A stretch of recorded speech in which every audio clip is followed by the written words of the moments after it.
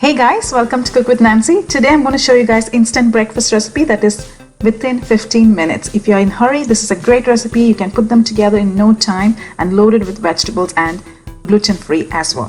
If you're new to my channel, welcome. If you haven't subscribed, go ahead and hit the subscribe button right now. That way you don't miss on upcoming videos. To start off in a bowl, I'm adding 1.5 cups of rolled oats. To this, I'm adding 1.5 cups of hot water. The amount of oats that you have, the same amount of water you need to add and soak it for 15 minutes. And once it has puffed up and water is all well absorbed, go ahead and mash it well. You don't have to mash it smooth paste, just coarsely. That should be fine.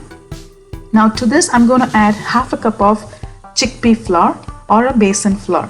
I'm going to go ahead and mix them well until there is no lumps in the batter. Now I haven't added any water at this point because the water that is here is already enough to mix them.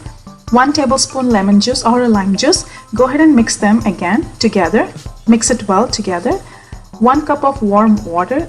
I'm adding half a cup now and half a cup later. As you can see, I've added a total of 1 cup, half and a half. Now the consistency not too runny.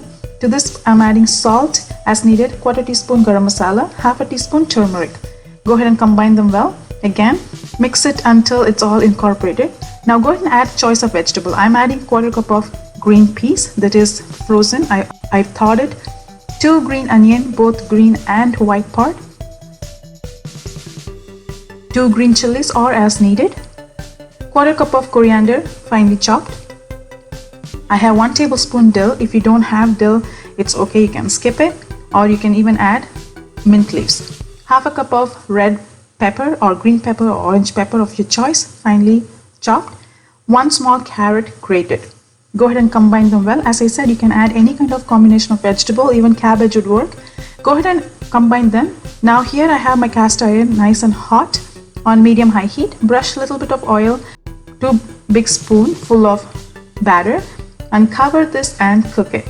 Now I'm cooking this on medium high heat by covering it so that way it all cooks through and also it does not burn from below.